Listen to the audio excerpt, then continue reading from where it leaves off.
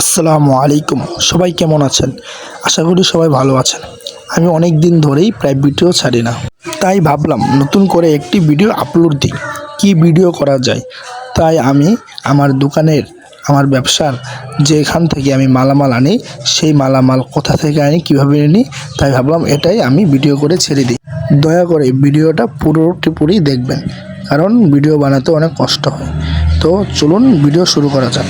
আমি এখন গাজীপুর চৌরাস্তা হতে বাইপাস যাব, তাই আমি বাড়ি থেকে রওনা দিলাম গাজীপুর চৌরাস্তা বাইপাসের উদ্দেশ্যে রওনা করার জন্য। আমি আমার দোকানের কিছু মাল সামানা কেনার জন্য সেখানেই যাব। আমি আমার দোকানে কাঁচা বাজারের পাশাপাশি অন্যান্য মালামালও বিক্রি করি, তাই আমি আপনাদেরকে আজ গাজীপুর চৌরাস্তা বাইপাস দেখাবো। ঈদের পরে আজকেই প্রথম আসা গাজীপুর বাইপাসে এসে দেখলাম কাঁচা বাজারের মোটামুটি অনেক দাম।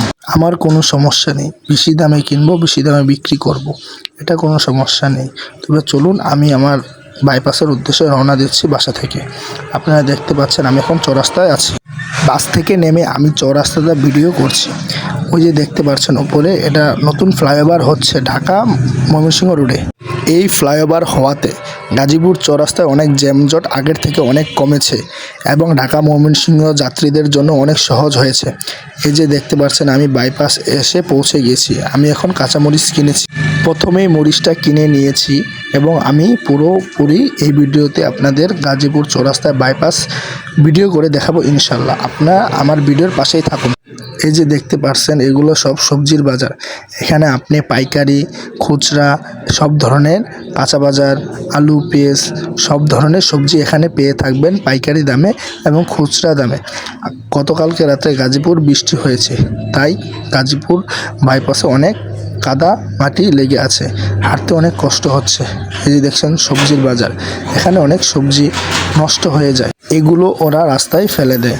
আপনারা দেখতে পাচ্ছেন আমি আমার দোকানের উদ্দেশ্যে মাল কিনে আমি এখন দোকানের উদ্দেশ্যে রওনা দিচ্ছি। এই যে দেখতে পাচ্ছেন আমার অটোতে এই যে মালগুলো আমি রিক্সা ভাড়া নিয়েছি। বাইপাস থেকে আমার দোকান পর্যন্ত, মাঝির খোলা পর্যন্ত 250 টাকা, 300 টাকা, 300, 230 টাকা ভাড়া নিয়ে থাকে। এই যে দেখছেন এখানে পাইকারি পুলিও পাওয়া যায়। এখন আমি রওনা দিচ্ছি আমার দোকানের উদ্দেশ্যে। মাল কেনা শেষে আমি 7টার সময় এসে পৌঁছেছিলাম গাজীপুর বাইপাসে। সেখান থেকে আমি 9টার দিক দিয়ে যাচ্ছি আমার দোকানের উদ্দেশ্যে।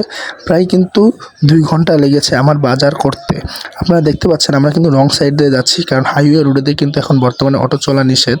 যেহেতু আমরা 9টা প্রায় সকালই যাচ্ছি, তাই আমরা কোনো পুলিশ দেখতে পাইনি। আর এটা ঈদের সামনে, তাই পুলিশ সেরকমভাবে ধরেনি। দেখুন এখন আমি হাইওয়ে রোডে এখন আমি যাব। আপনারা দেখতে পাচ্ছেন আমরা কিন্তু ফ্লাইওভার মারছি। এই যে দেখতে পাচ্ছেন এটা গাজীপুর চৌরাস্তা ফ্লাইওভার।